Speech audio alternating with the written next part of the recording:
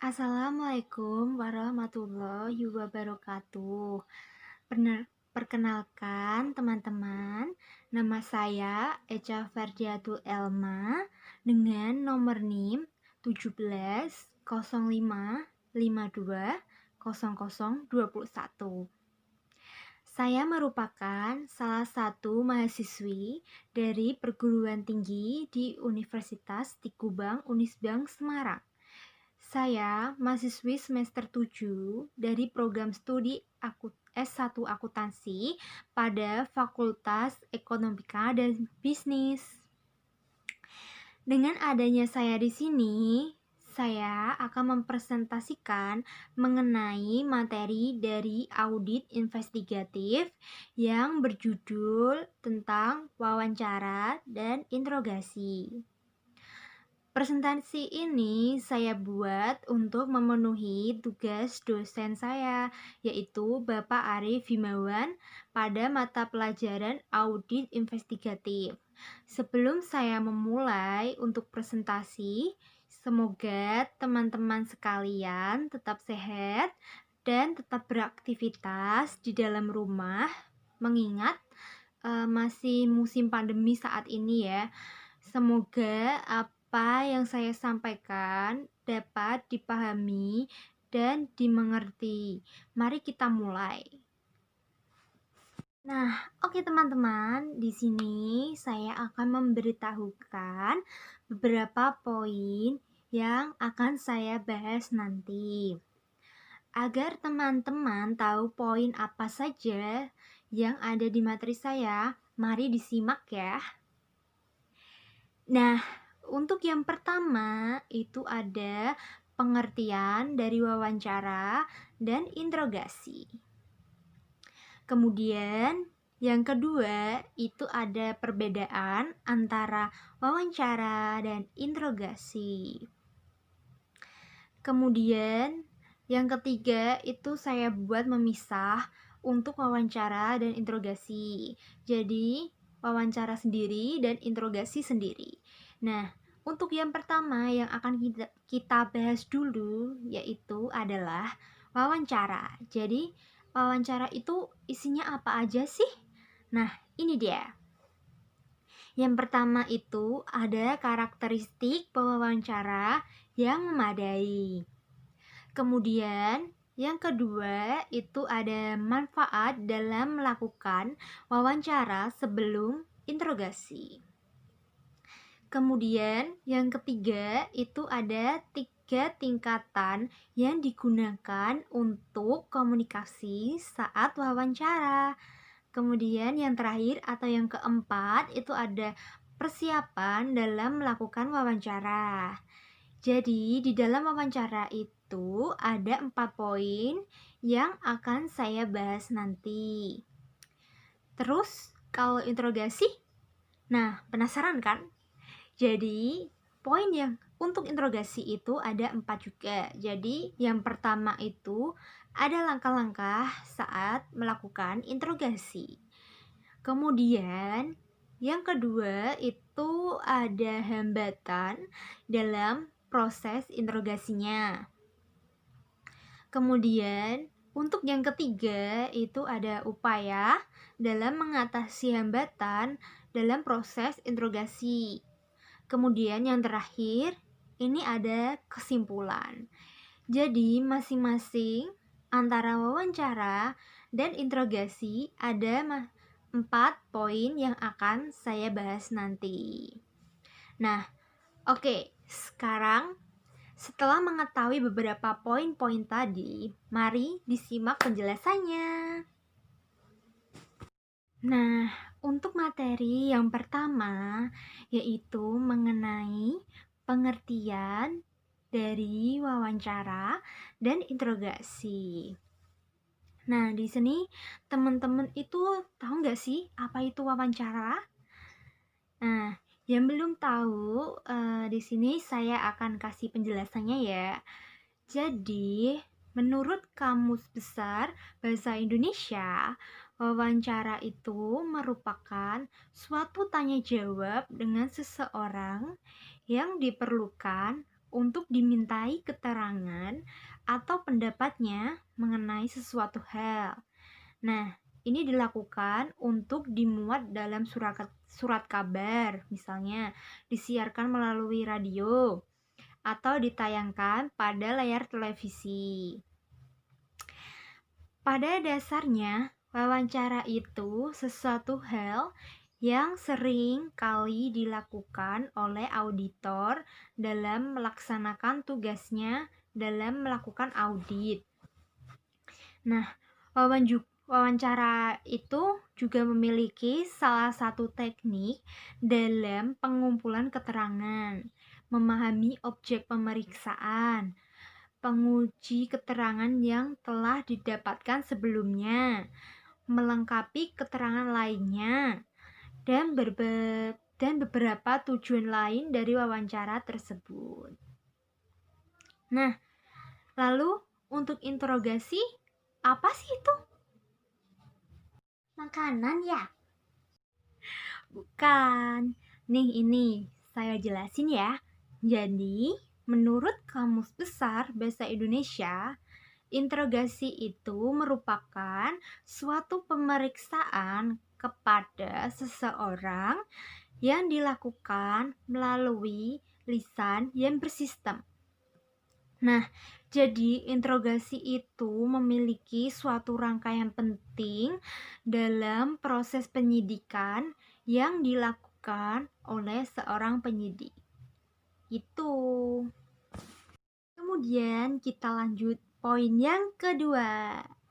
Jadi, di sini saya akan membahas mengenai perbedaan antara wawancara dan interogasi.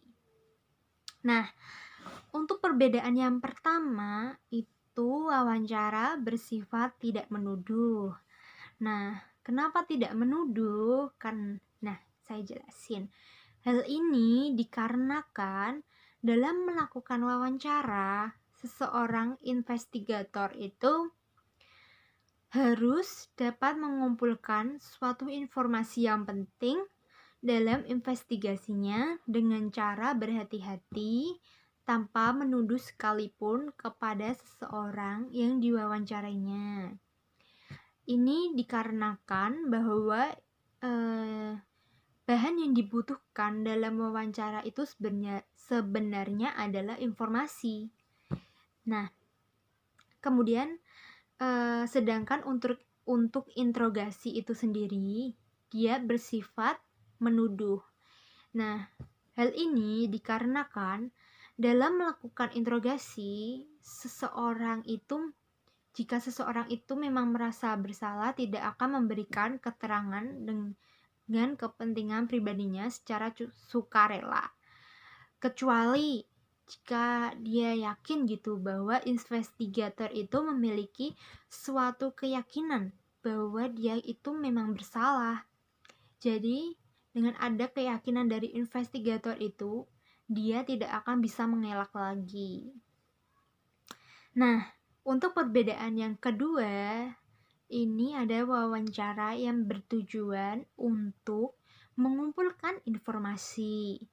Nah, hal ini dikarenakan selama investigator melakukan wawancara, investigator itu harus mengumpulkan informasi penting bagi investigasinya dan informasi mengenai perilaku dari orang yang diwawancarainya. Nah, sedangkan untuk interogasi, dia itu memiliki tujuan untuk mengetahui apa yang sebenarnya terjadi. Nah, ini dapat diartikan mengenai apa yang sebenarnya terjadi, siapa yang sebenarnya melakukan, terus berapa jumlah atau nilai kecurangan yang sebenarnya, dan seterusnya. Jadi banyak ya. Terus perbedaan yang ketiga ini ada wawancara itu memiliki sesuatu taktik gitu dalam membuat pertanyaannya. Nah, Hal ini dilakukan karena untuk mengetahui keterangan mengenai perilaku orang yang diwawancarainya ketika sedang menjawab suatu pertanyaan. Nah, melihat bagaimana cara dia duduk dan posisi saat dia duduk, kontak mata dengan pewawancara, ekspresi wajah yang ditunjukkan, kemudian cara orang yang diwawancara itu dalam memberikan jawaban atau tanggapan. Kemudian ada beberapa pilihan kata atau kalimat yang dia gunakan. Semua hal ini dapat diberikan petunjuk apakah dia memang berkata dengan jujur atau berbohong. Karena demikian ini terlihat jelas saat proses wawancara. Kemudian sedangkan untuk interogasi itu memiliki suatu taktik dalam membuat pernyataannya. Hal ini dikarenakan dalam proses interogasi dapat dilakukan oleh investigator untuk percaya bahwa dalam proses wawancara tersebut itu orang itu telah berbohong. Nah, jika interogasi itu dilakukan dengan cara bertanya misalnya, maka sangat tidak mungkin gitu investigator itu akan mendapatkan keterangan yang berisi kebenaran. Nah, jadi untuk membujuk orang untuk menceritakan kebenaran yang sebenarnya, maka seorang investigator itu menggunakan taktik pernyataannya. Kemudian di dalam taktik ini akan mendominasi keseluruhan interogasi tersebut. Nah, sebelum orang itu mengaku bersalah, maka dia harus bersedia untuk mendengarkan pernyataan-pernyataan yang dibuat oleh seorang investigator. Nah, untuk perbedaan yang terakhir atau perbedaan yang kelima, yaitu wawancara dapat dilakukan di berbagai lingkungan. Kenapa? Nah, ini dikarenakan investigator itu terkadang memiliki peluang untuk menemui orang tersebut di kantornya atau dalam perjalanan dari tempat makan siang atau mungkin di sudut jalan dan di dalam mobil. Ini dikarenakan bahwa wawancara dapat dilakukan kapan saja dan di mana saja, sekalipun di tempat keramaian. Berbeda lagi dengan interogasi. Nah, interogasi itu hanya dapat dilakukan di lingkungan yang tertutup atau terkontrol. Hal ini dikarenakan dalam melakukan interogasi itu tuh tidak dapat digunakan di sembarang tempat. Jadi, taktik persuasi yang digunakan dengan membutuhkan suatu lingkungan yang privasi. Jadi, tidak dapat terganggu dengan beberapa orang yang berlalu lalang atau keramaian dan harus bebas dari halangan apapun. Kemudian masih ada. Ini yang terakhir, bahwa wawancara itu dapat dilakukan pada awal investigasi. Nah, hal ini dikarenakan wawancara itu memiliki suatu tujuan dalam mengumpulkan informasi sebanyak mungkin. Karena semakin banyak informasi yang diketahui investigator sebelum melakukan wawancara atau sebelum wawancara itu dimulai, maka semakin baik. Nah, sedangkan untuk interogasi itu sendiri dilakukan ketika investigator itu memiliki suatu keyakinan yang memadai. Nah, hal ini dikarenakan investigator itu harus memiliki suatu alasan dalam percaya kepada seseorang bahwa dia itu telah berbohong. Nah, Alasan ini bisa dalam saat dia berperilaku dalam proses wawancara. Nah, keterangan yang dia berikan kadang kan sering berubah-ubah sebagai tanggapan maupun jawaban atas pernyataan yang sama. Maka adanya petunjuk ketika berbohong dan lain-lainnya. Kemudian kita masuk ke poin yang ketiga, yaitu wawancara. Nah, tadi kan saya sudah mengatakan bahwa wawancara itu sendiri memiliki 4 poin yang akan saya bahas. Jadi, untuk poin yang pertama dari wawancara, yaitu karakteristik pewawancara yang memadai. Nah, jadi di sini itu ada 7 karakteristiknya. Nah, apa aja sih? Nah, mari disimak. Untuk yang pertama itu ada orang yang mudah bergaul dan berbakat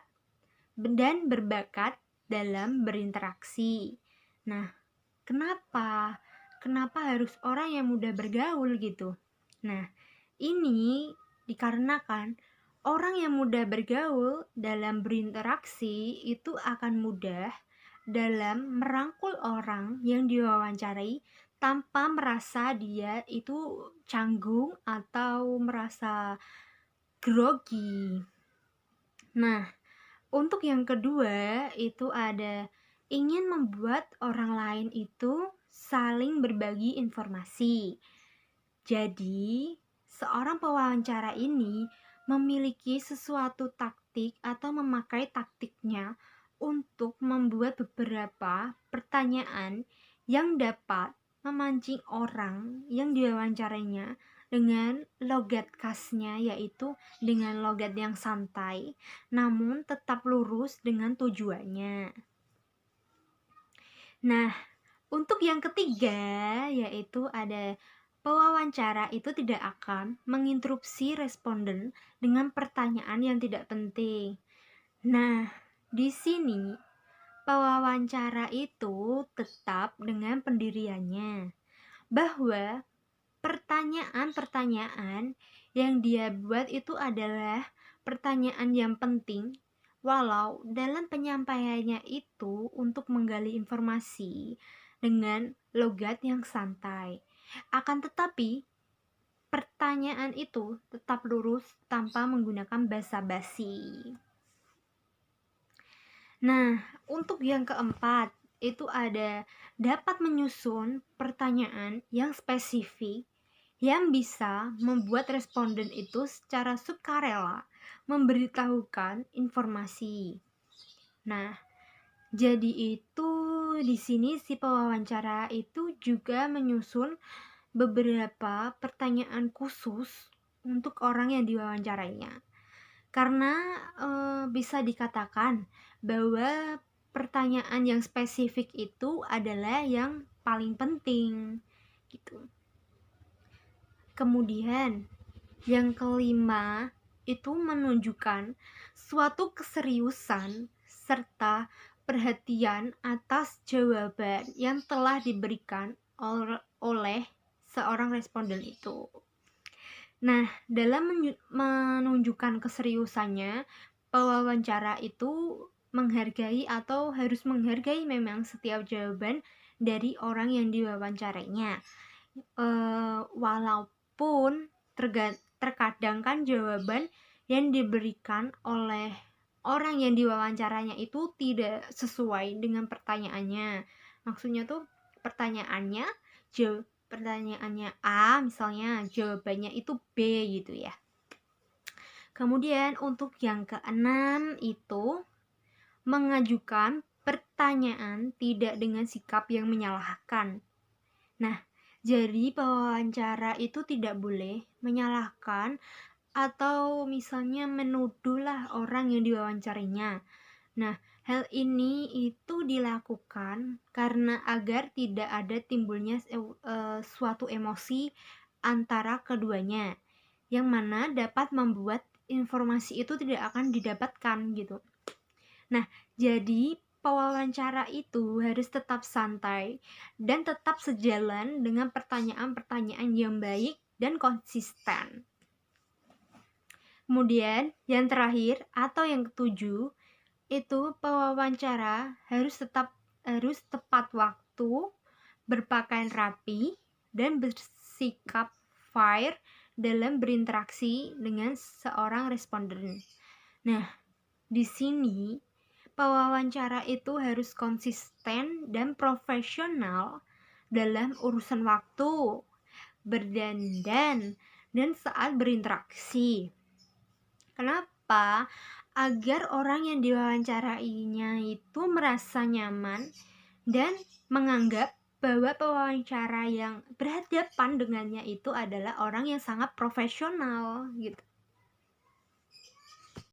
Nah, kemudian untuk poin yang kedua dalam wawancara itu, di sini itu ada manfaat dalam melakukan wawancara sebelum interogasi. Nah, pastinya ada manfaat-manfaat gitu ya yang harus diterapkan gitu sebelum melakukan interogasi. Nah, manfaatnya apa sih? Nah, ini dia. Nah, sebenarnya itu dalam melakukan investigasi itu ya, investigator itu seringkali mengorek keterangan penting yang sangat berharga selama melaksanakan suatu interogasi. Nah, hal ini dinyatakan bahwa apa yang dilakukan oleh investigator itu terlalu terburu-buru. Jadi tidak ada jaminan bahwa tertuduh itu akan mengakui kesalahannya dalam proses interogasi.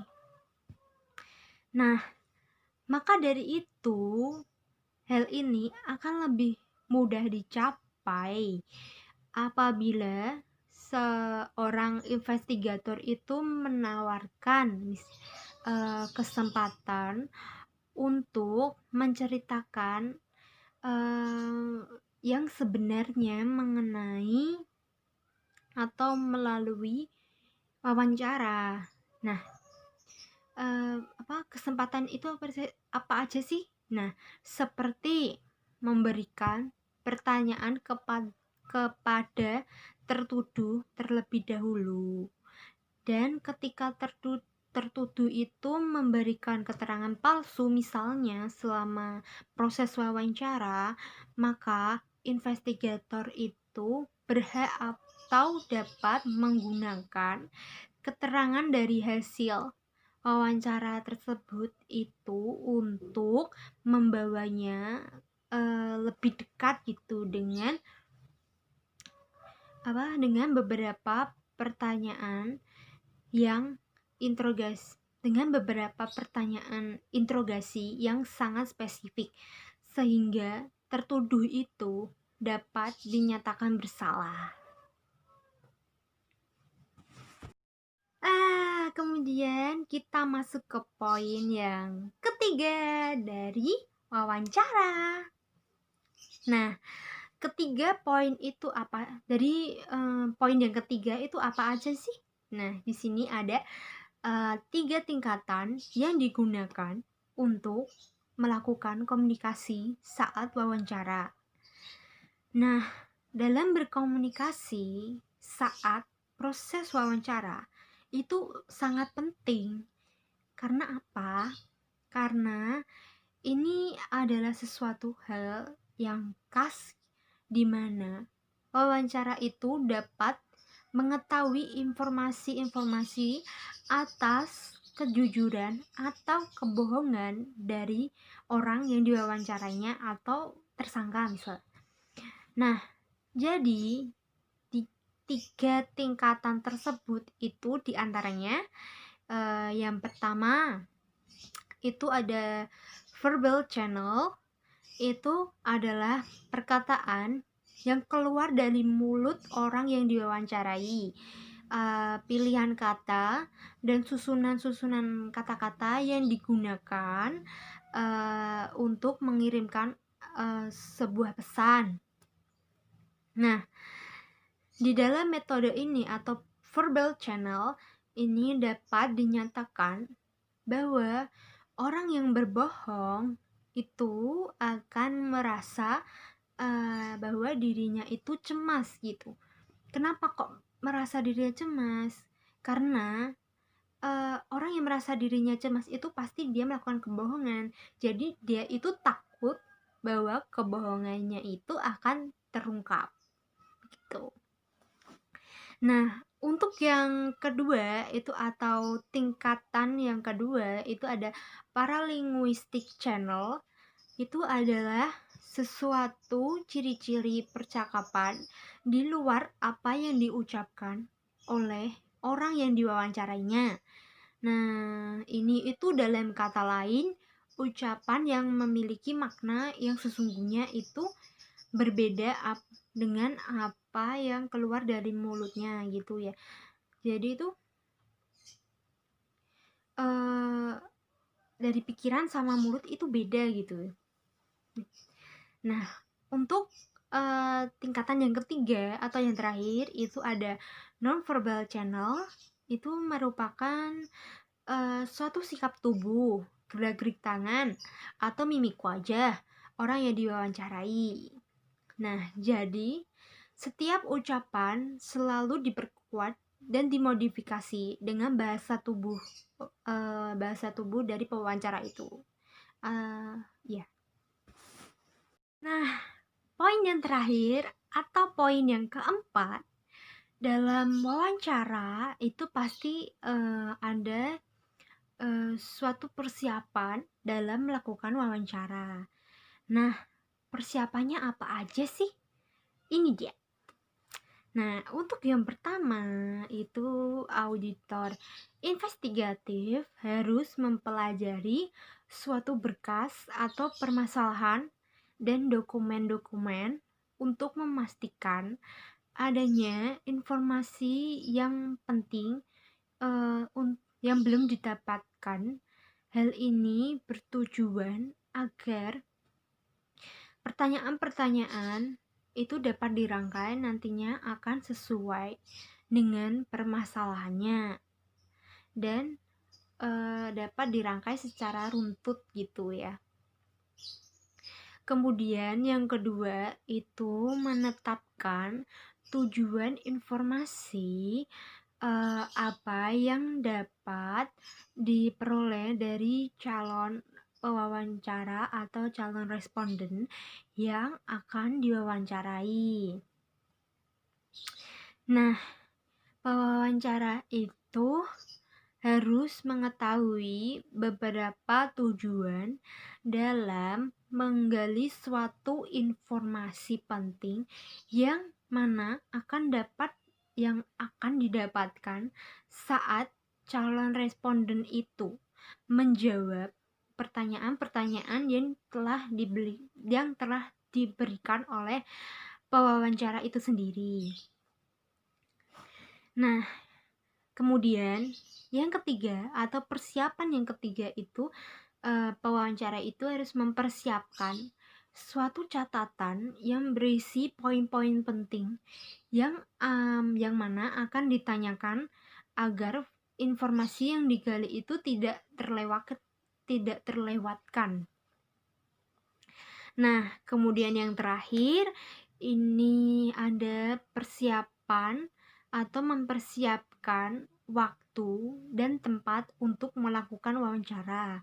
Misalnya tempat yang nyaman gitu ya untuk dilakukan wawancara dan waktu yang tepat antara pewawancara dan responden agar bisa bertemu langsung gitu. Kita sudah menyelesaikan 4 poin yang ada di dalam wawancara. Alhamdulillah ya. Dan setelah ini saya akan menjelaskan mengenai interogasi. Nah, tidak jauh beda dengan wawancara. Interogasi juga ada 4 poin yang akan saya bahas. Mari disimak. Interogasi. Nah, untuk poin yang pertama dalam interogasi itu pasti ada beberapa hal gitu ya yang harus kita bahas, karena saya sudah mengatakan bahwa di dalam interogasi itu ada 4 poin yang akan saya bahas. Jadi untuk yang pertama itu, poin yang pertama itu ya mengenai langkah-langkah saat melakukan interogasi. Nah, jadi di sini itu ada 9 langkah yang saya ketahui. Jadi dari 9 langkah ini akan dilakukan saat interogasi atau akan dilakukan saat proses interogasi. Nah, jadi langkah yang pertama itu adalah direct positive confrontation. Nah, pada saat awal interogasi itu tersangka mengamati investigator secara seksama. Kemudian dia itu menilai apakah investigator itu yakin bahwa dia bersalah. Nah, tapi tanpa keraguan sedikit pun investigator itu menembakkan sangkaannya secara langsung atau biasa disebut dengan direct dan mengkonfrontasikan tersangka secara tegas atau biasa disebut dengan positive confrontation. Kemudian yang kedua ini ada interrogation themes. Di sini itu tersangka yang bersalah atau sudah membuat kesalahan gitu ya. Dia itu mencoba untuk mencari suatu pembenaran sebelum atau ketika dia melakukan kejahatan. Nah, jadi pertanyaan dari seorang investigator itu yang berisi tema tertentu atau biasa disebut dengan interrogation themes itu langsung ditangkap tersangka yang bersalah gitu. Jadi itu dia langsung cepat tanggap gitu dengan pertanyaan investigator.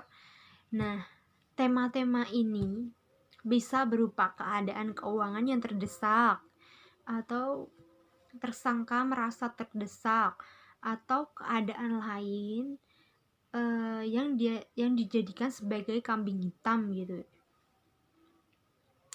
Nah, kemudian yang ketiga itu ada handling denials. Itu bagi investigator itu tidak mudah untuk mendapatkan pengakuan dari tersangka. Jadi ya, tersangka yang bersalah gitu dan tidak bersalah akan memberikan suatu penyangkalan atau denials. Kemudian yang keempat itu ada overcoming objection. Nah, dalam langkah ini seorang investigator itu berupaya untuk mengatasi benteng pertahanan kedua dari sisi tersangka. Jadi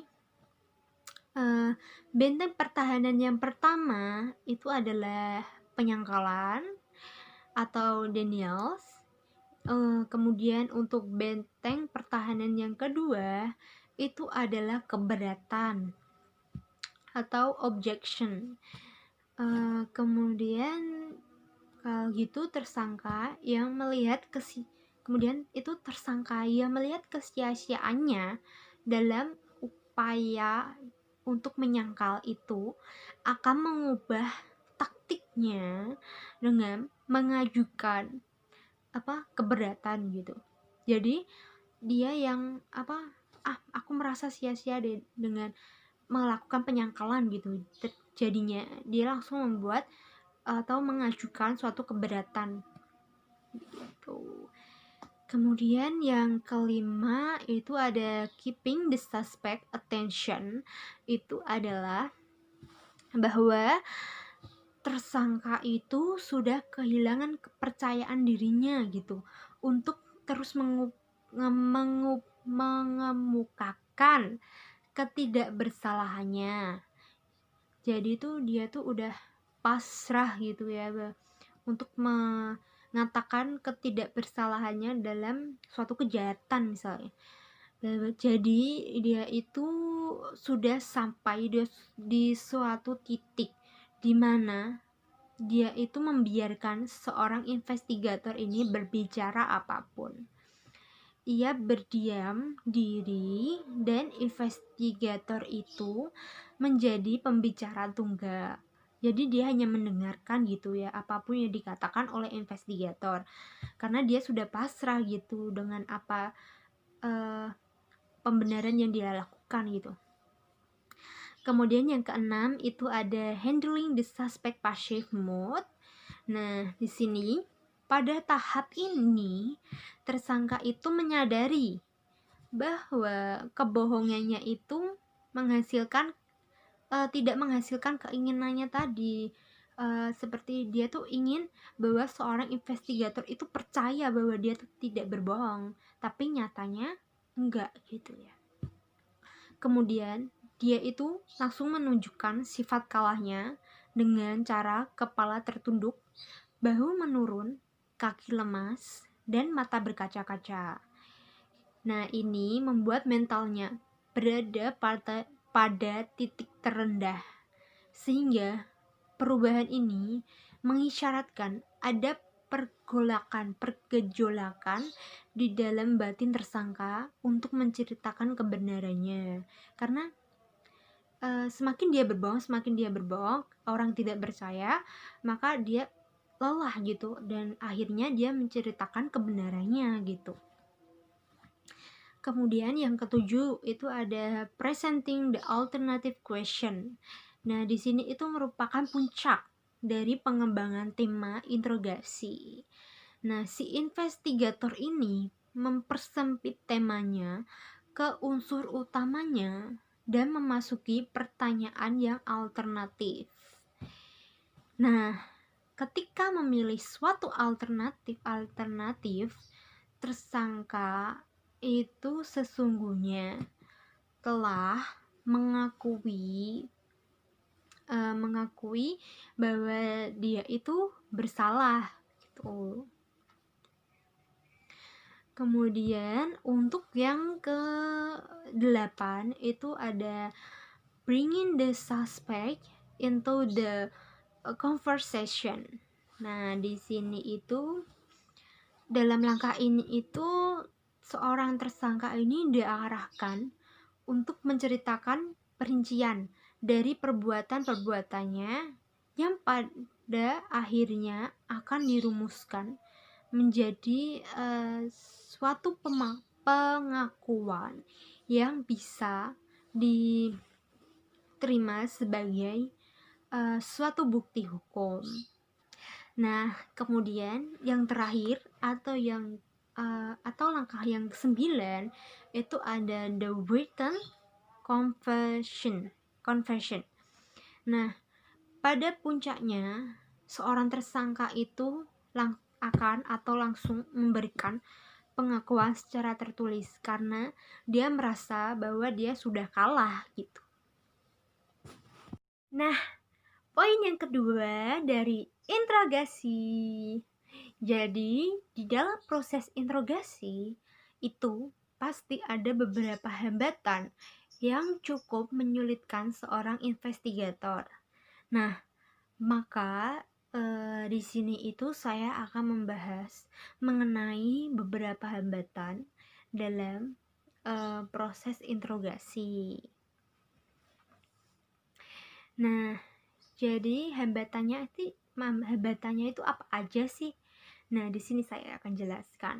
Untuk yang pertama itu keterangan dari tersangka itu selalu berbeda-beda, bahkan terkesan berubah-ubah. Nah, hal ini itu cukup mudah gitu ya untuk ditarik kesimpulan bahwa keterangan yang diberikan oleh seorang tersangka yang berubah-ubah dan dapat dinyatakan bahwa memang dia bersalah gitu, karena dia tidak yakin dengan jawabannya, maka dia mengatakan secara berubah-ubah gitu.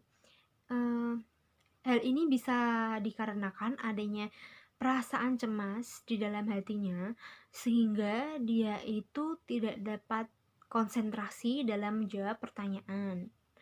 Nah, kayak gak yakin gitu dengan pertanyaannya. Dia tuh cemas dalam hatinya. Kemudian yang kedua itu, atau hambatan yang kedua itu dalam menjawab pertanyaan itu dengan berbelit-belit. Nah, di sini itu tidak jarang bahwa seorang tersangka itu menjawab pertanyaan dengan berbelit-belit. Nah, hal ini dilakukan karena tersangka ingin menyangkal dari seluruh pertanyaan maupun pernyataan yang diberikan oleh seorang investigator. Kemudian, untuk yang ketiga itu tersangka berbohong. Nah, di sini itu bukannya tidak banyak ya, banyak sekali tersangka yang mengatakan kebohongan demi keuntungan dirinya sendiri.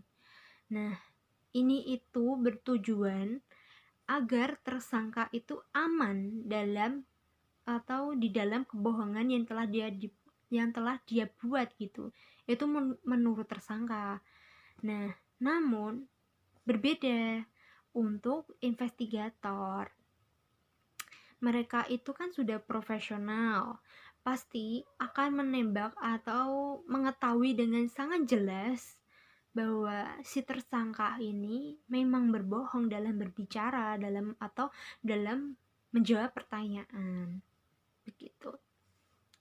Kemudian, untuk yang keempat, itu tersangka hanya diam. Jadi, dalam jawab pertanyaan dari investigator, tersangka itu hanya berdiam diri gitu. Dia melakukan ini karena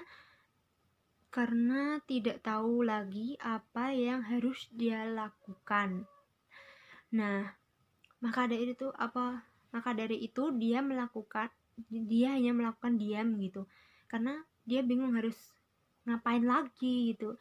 Nah, hal ini diketahui bahwa diamnya tersangka dan dapat menunjukkan bahwa dia memang tidak tahu atau dia memang tahu namun dia tidak ingin memberitahu atau tidak ingin memberikan suatu keterangan kepada investigator. Kemudian yang kelima itu tersangka mengalami shock. Nah, ini tuh terjadi karena tersangka sudah dalam titik terendahnya, karena dia itu sudah jelas kalah, namun belum bisa menerima kenyataan bahwa dia itu kalah dalam proses investigasi gitu. Nah, untuk poin yang ketiga dari interogasi yaitu upaya mengatasi hambatan dalam proses interogasi. Nah, pastinya dalam melakukan interogasi itu ada hambatan, ada upaya dalam mengatasi masalah. Jadi, upaya yang harus dilakukan dalam penyidik untuk mengatasi hambatan tersebut itu apa aja sih? Jadi mari kita simak bersama-sama. Jadi untuk yang pertama itu kan tersangka berbohong atau menjawab berbelit-belit dan selalu berubah-ubah. Jadi apapun yang dikatakan oleh tersangka itu selalu ditampung oleh investigator. Dan dia itu menerima setiap jawaban yang sudah dilontarkan oleh tersangka. Dan kemudian jawaban-jawaban itu disandingkan dengan fakta yang sudah ditemukan oleh seorang investigator. Nah, kemudian yang kedua itu tersangka diam.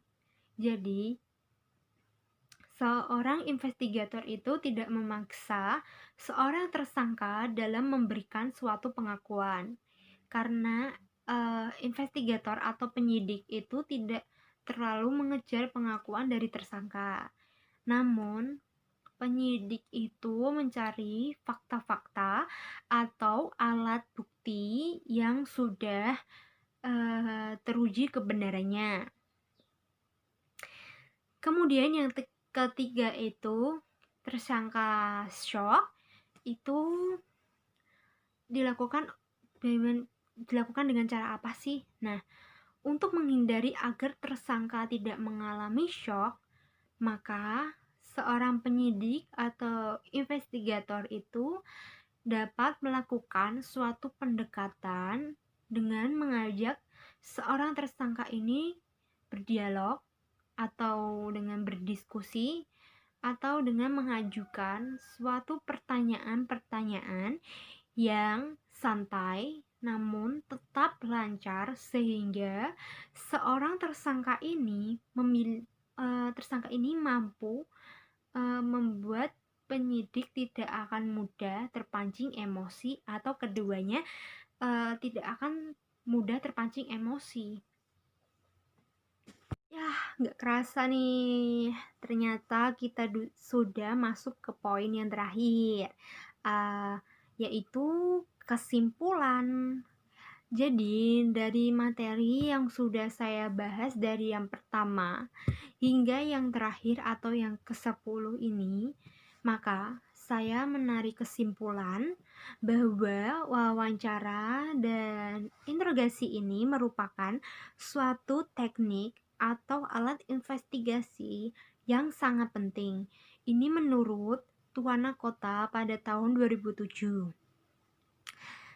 Hal ini dikarenakan keduanya atau wawancara dan interogasi ini memiliki suatu ikatan yang tidak dapat dipisahkan dalam sebuah investigasi. Namun, di antara keduanya itu memiliki cara dan tujuan yang berbeda.